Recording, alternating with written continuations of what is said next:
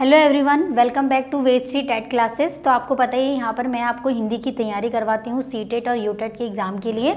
अगर आप हम लोगों से जुड़ना चाहते हैं तो आप हमारा वेदाश्री लर्निंग ऐप भी डाउनलोड कर सकते हैं। और इसके अलावा अगर आप हमसे ऑफलाइन जुड़ना चाहते हैं तो आप हमारे ऑफलाइन सेंटर में आके विजिट कर सकते हैं, जो कि है कुसुमखेड़ा चौराहे पर हनुमान मंदिर के पास। तो चलिए शुरू करते हैं आज की क्लास। तो आपके लिए आज यहाँ पर मैं कुछ एमसीक्यू लाई हूँ, क्योंकि आप हमने पिछले लेक्चर में बहुत सारे हमने टॉपिक्स पढ़े हुए हैं और अभी यहाँ पर मैं आप लोगों के लिए व्याकरण से संबंधित क्या लेकर आई हूँ, कुछ इम्पॉर्टेंट क्या लाई हूँ, एमसीक्यू लाई हूँ। क्योंकि यहाँ पर जो ये दिए गए हैं ये हमारे यूटेट में बहुत ज़्यादा पूछे जाते हैं, यूटेट सीटेट दोनों में ही पूछे जाते हैं वर्णों से। ठीक है, तो वर्णों से लेकर मैं आपको आई हूँ। आप लोग को पता होना चाहिए कि वर्णों में जो हमारे जो वर्ण होते हैं उनका उच्चारण स्थान क्या होता है, उनको हम किस नाम से पुकारते हैं। ठीक है, तो ये सारी चीज़ें हमें पता होनी चाहिए। इसी में मैं आप लोगों को बताऊंगी कि किस तरीके से यहाँ पे है। आप लोग सबसे पहले क्वेश्चन में यहाँ देखेंगे, एमसीक्यू जरूर करा करो आप लोग। यहाँ पर देखो क्या लिखा हुआ है, संयुक्त स्वर का एक उदाहरण दीजिए। यानी कि आपको इन चार ऑप्शन में से एक को बताना है जो कि संयुक्त स्वर है। ठीक है, अब यहाँ पे देखो चार ऑप्शन दिए हैं, ई, उ, ओ और ओ। ठीक है, यहाँ पर दो हमको ऑप्शन दिए हुए हैं, चार ऑप्शन दिए गए हैं। अब इन चार ऑप्शन में हमने क्या निकाला है, हमने यहाँ पे चार ऑप्शन में ये निकालना है कि इसमें ऐसा कौन सा शब्द है या ऐसा कौन सा वर्ण है जो हमारा संयुक्त स्वर से मिलके बना। अब संयुक्त मतलब क्या होता है कि यहाँ पर एक वर्ण है और एक वर्ण है, जब दोनों आपस में मिल रहे हैं। ठीक है, जब एक वर्ण है दोनों वर्ण आपस में मिल रहे हैं तो वो संयुक्त हो जाएगा, यानी कि संयोग से बना हुआ। अब आप यहाँ पे एक चीज़ देखेंगे, आप यहाँ पे देखेंगे कि यहाँ पे ई है, ऊ है, ओ। इसका जो राइट ऑप्शन होगा वो आपका ओ होगा, मैं पहले बता देती हूँ। अब यहाँ पर आप ये सोचेंगे कि ई ऊ क्यों नहीं है, तो मैं बताती हूँ कि यहाँ पे देखो जो ई है इसमें ये ई प्लस आपका ई बनकर क्या बनता है, बड़ी ई बनता है।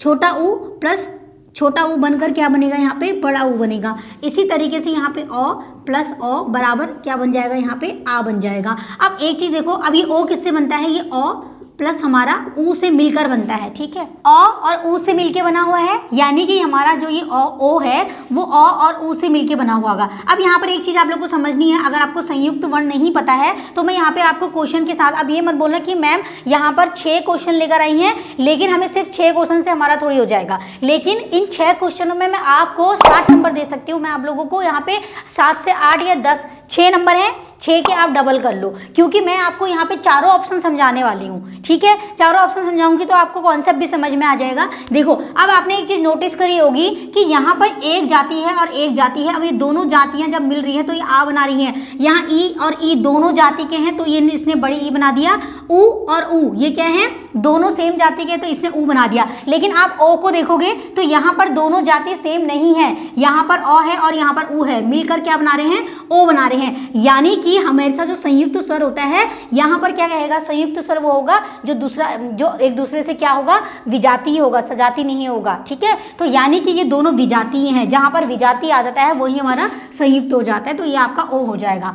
समझ में आ गई थी बात। अब यहाँ देख लेते हैं, यहाँ दूसरा क्वेश्चन चलो यहाँ पे है जो श व्यंजन है उसका उच्चारण स्थान आप लोगों से पूछा है। मैंने आप लोगों को बोला है कि यहाँ पे क हमारा चौ, ये ट, ये त, ये प वर्ग का क्या होता है, उच्चारण स्थान होते हैं और हमें इनके उच्चारण स्थान पता होने चाहिए, क्योंकि इससे बहुत सारे आपके क्वेश्चन बनते हैं। यहाँ पे चले जाते हैं हम लोग, ऑप्शन देखते हैं, कंठ, मूर्धा, तालु और दंत। तो आपसे पूछ लिया जाएगा कि ये बताइए जो कंठ है, जो मूर्धा है, जो तालु है और दंत है, इसमें जो सौ है इसका उच्चारण स्थान क्या है। ठीक है, तो यहाँ पे जो आपका राइट स्थान होगा वो ऑप्शन क्या हो जाएगा, तालु हो जाएगा। ठीक है, अब इसे याद कैसे करना है मैं इसकी ट्रिक भी आपको इसके साथ बता देती हूँ। देखो ये वाला शौ है और इस वाले शौ से क्या बनता है, शेर बनता है। ठीक है, अब इससे याद करो कि इस वाले शौ से क्या बनता है, शेर बनता है। अब जब आप इसको देखोगे, शेर को देखोगे तो आप उंगलियां अपने दांतों के तले दबा दोगे, है ना, अपनी उंगलियां दांतों के तले दबा दोगे, तले में दबा दोगे जब शेर को देखोगे डर के मारी। तो यानी कि तले से क्या हो जाएगा, तालु हो जाएगा। तो इस ट्रिक से भी आप इस शौ को याद कर सकते हो। ठीक है, चलो अब उसके बाद यहाँ पर है, हाँ इसके साथ में वो भी बता देती हूँ आप लोगों को। जैसे कि आपका ये एक हमारा ये वाला शौ और एक हमारा ये वाला शौ, तो मैं तीनों ही बता देती हूँ आपको। एक हमने ये बता दिया शेर वाला, तालु आपको याद रहेगा। अब यहाँ देखो ये वाले शे में देखो इस वाले शौ से क्या बनता है, आप लोग देखते हो हमेशा हम लोग इस वाले शौ से क्या बनाते हैं, ऋषि बनाते हैं, ऋषि मुनि बनाते हैं। ठीक है, तो अगर मैं यहाँ पे बोलूँ, सॉरी ये गलत लिख गया, यहाँ पे आ जाएगा ऋषि। तो आपको पता है जो ऋषि मुनि होते हैं वो अपना ज्ञान किससे देते हैं, मुंह से देते हैं, वो लिखाते नहीं है। पहले भी हम जब अपनी वैदिक संस्कृत में जाए तो वहाँ पे ऋषि मुनि एक पेड़ के नीचे बैठ कर लोगों को क्या देते थे, पढ़ाते थे। तो किस तरह से कैसे बनाते थे, मुंह से, तो मुंह से यहाँ पे क्या हो जाएगा, मूर्धा, यानी कि जो ये वाला श है इसका जो उच्चारण स्थान हो जाएगा वो मूर्धा हो जाएगा। ठीक है, क्लियर हो गया। अब ये देखो सौ, और इस वाले सौ से हम लोग क्या लिखते हैं, सागर। सागर का मतलब होता है पानी, यानी कि आप जब दांत मलते हो अपने तो उसके लिए आपको किसकी जरूरत है, पानी की जरूरत है। जब आप पानी की जरूरत करोगे तो सीधी सी बात है दांत मलने के लिए तो यहाँ दंत हो जाएगा। ठीक है, तो इस ट्रिक से आप लोग क्या कर सकते हो, अपने ये याद कर सकते हो। आई होप आप लोग को ये समझ में आ रहा होगा। चलो यहाँ आ जाते हैं, क्वेश्चन नंबर 3 बोल रहा है कि व वर्ण का उच्चारण स्थान कौन सा होगा। तो यहाँ पे देखो व वर्ण का भी आपसे उच्चारण स्थान पूछा जाएगा। मैंने बोला आपसे अभी कि सबका उच्चारण स्थान होता है, तो आप लोगों को ये याद रखना है। देखो जो व वर्ण है इसमें कंठ, दंत, ओष्ठ, तालु और कंठ ओष्ठ लिखा है, तो व वर्ण का जो हमारा उच्चारण स्थान होता है वो होता है दंत ओष्ठ। ठीक है, इसका जो राइट ऑप्शन हो जाएगा वो बी ऑप्शन हो जाएगा। चलो यहाँ चलते हैं, यहाँ लिखा है निम्न में से कौन सा द्विगुण व्यंजन है। तो देखो हमारे क्या होते हैं, ऊष्म व्यंजन होते हैं, द्विगुण व्यंजन होते हैं, स्पर्श व्यंजन होते हैं और आपका अंतस्थ व्यंजन होते हैं, संयुक्त व्यंजन होते हैं। उसी में से आपसे पूछा है कि द्विगुण व्यंजन क्या है। तो यहाँ पे आप देखोगे ध न, यानी कि ये प फ में आ रहा है, ये प फ भ म में आ रहा है, तो ये हमारे क्या है, ये हमारे हैं स्पर्श व्यंजन। ठीक है, ये हमारे स्पर्श व्यंजन है, इसको छोड़ देते हैं। अब यहाँ ये अणो और नौ भी लिखा हुआ है, तो अणो और नौ आपको पता है यहाँ एक स्पर्श का है और एक ये जो अणो है ये भी स्पर्श वाले व्यंजन है। ट और प आपको पता है ये भी स्पर्श व्यंजन वाले, क से लेकर मौ तक हमारे क्या होते हैं, स्पर्श व्यंजन होते हैं। अब एक चीज बच रही है यहाँ पे, क्या, सी ऑप्शन। सी ऑप्शन है ड और ढ, यानी कि जब हम ऐसे लिखते हैं, एक हम ऐसे लिखते हैं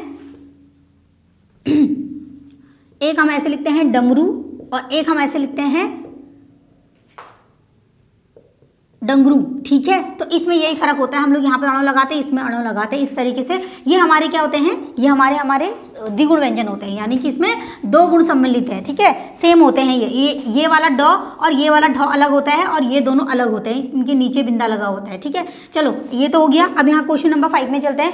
क्वेश्चन नंबर 5 कह रहा है कि शब्दकोश में त्र किस वर्ण के बाद आता है। बहुत सारे महानुभाव ऐसे होंगे कि त्र के बाद ज्ञ आता है, यानी कि यहाँ पे अक्षर के बाद क्या आ जाएगा, त्र आ जाएगा। बट ये आपका राइट ऑप्शन नहीं होता है, क्योंकि आपसे शब्दकोश पूछा है, यानी कि आपसे यहाँ पे वर्णमाला नहीं पूछ रहा है। और शब्दकोश का मतलब ही होता है कि वो किसके बाद आता है, त्र। आपको पता ही है कि जो ये त है इसका ये त्र और र से मिलके बनता है, यानी कि इस त के बाद क्या आएगा, हमारा ये वाला त्र आएगा। तो यहाँ पर आपका त्र का आंसर क्या हो जाएगा, बी हो जाएगा। क्लियर हो गया। अब लास्ट क्वेश्चन में देखते हैं, क वर्ग उच्चारण की दृष्टि से क्या है, यानी कि यहाँ पर आपसे क वर्ग का क्या पूछ लिया है, उच्चारण स्थान पूछ लिया गया है। तो आपको पता ही है कि जो क वर्ग है इसका उच्चारण स्थान हमारा क्या होता है, कंठ होता है। ठीक है, कंठ होता है, तो इसका राइट ऑप्शन हमारा शी हो जाएगा। तो इस तरीके से आप लोगों ने अपने MCQ करने हैं। ठीक है, तो इस तरीके से आप लोग अपने MCQ करिए, तो आप अच्छे से अपने स्कोर अच्छा सा कर सकते हैं। मैं मिलूंगी आपसे और MCQ के साथ, तब तक के लिए धन्यवाद।